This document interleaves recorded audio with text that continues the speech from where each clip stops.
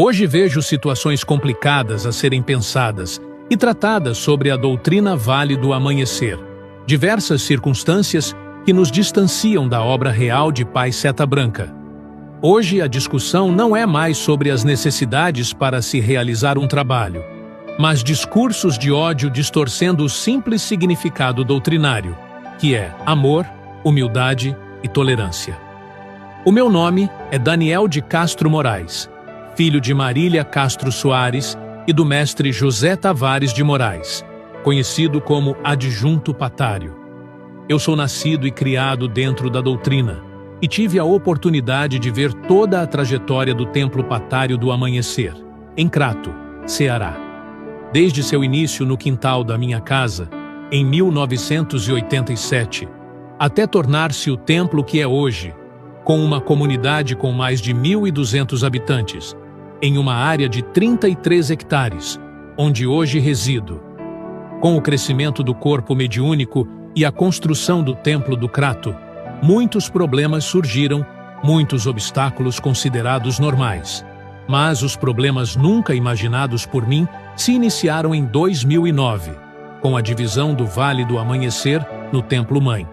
Quando nossos líderes divergiram as ideias, então cada um seguiu para um lado e tentou perpetuar a doutrina como achava certo. Quando isso aconteceu, surgiram vários lados para escolher. Mas acabamos não nos intrometendo nesse problema. Demos continuidade aos trabalhos espirituais com o nosso povo, assim como os trabalhos materiais, buscando não permitir que os problemas do templo mãe afetassem a sintonia e o padrão vibratório que mantínhamos nos trabalhos mediúnicos. O Trino Ajarã e sua corte continuaram a vir realizar nossas consagrações até 2015. O problema iniciou quando realizamos um curso de 7º raio. Nós entramos em contato com a corte e pedimos para que eles trouxessem os radares que seriam entregues pelo próprio Trino aos médiuns que participaram do curso, quando ele viesse na consagração de agosto. Eles alegaram que no momento não estavam enviando broches de 7º para ninguém. Porém, chegou ao nosso conhecimento que o motivo foi por não termos pedido permissão para iniciar o curso.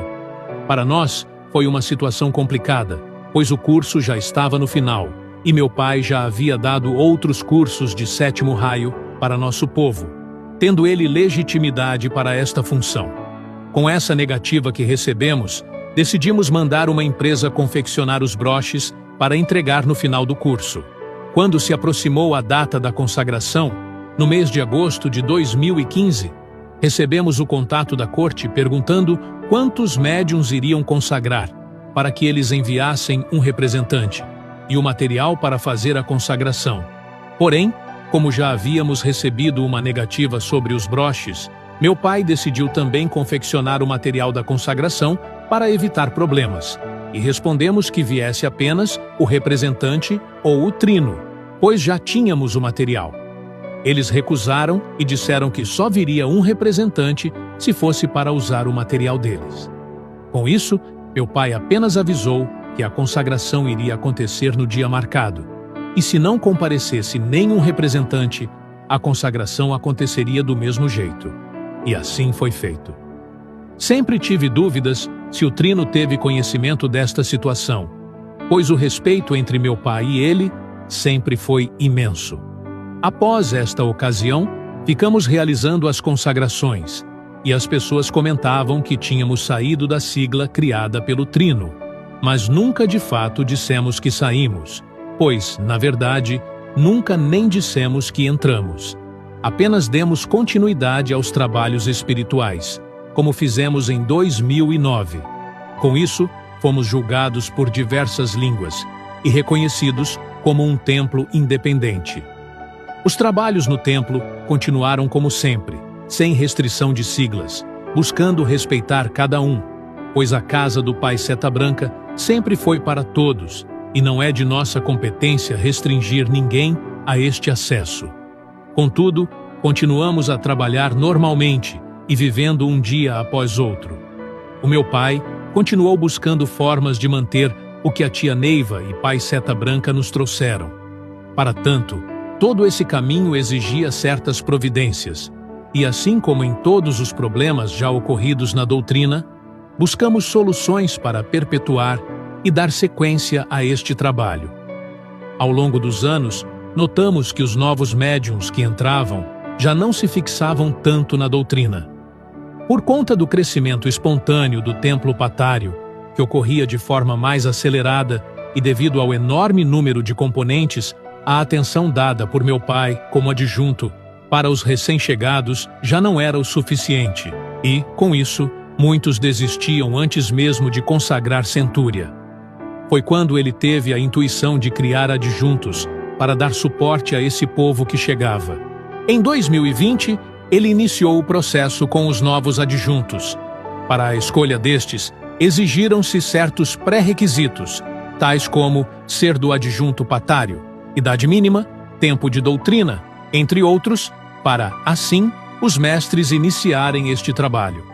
E a partir daquele ano, todos os novos componentes não mais teriam apenas o adjunto patário como guia, e sim, deveriam escolher entre os mestres que se colocaram à disposição para essa nova função, tendo assim mais suporte em seu início na doutrina.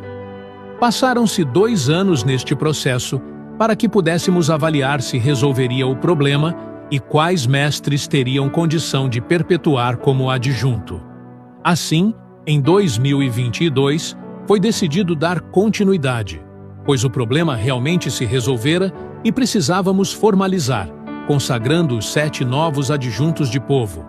Mas era preciso ter todo um preparativo para que isso acontecesse. Precisaríamos de trinos para poder consagrar esses adjuntos e dar início a outros trabalhos, como consagrações de adjunto, de enlevo e outros. Este problema foi resolvido criando um sistema patário, dentro do sistema Coatai 108, para que assim pudéssemos preservar toda a hierarquia deixada por tia Neiva, para que continuasse a força decrescente.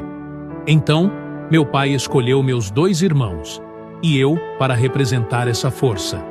Como éramos trinos sárdios, fomos consagrados por meu pai com a classificação de trino sárdios adjunto Coatai, 108 herdeiro presidente triada. Porém, não necessitamos, em nossas emissões, falar patário após Coatai 108, já que mencionamos que somos herdeiros do adjunto patário.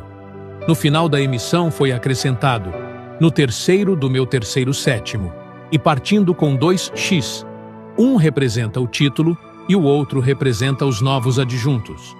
Em maio de 2023, fomos consagrados com esse título. Em seguida, consagramos os novos adjuntos de povo.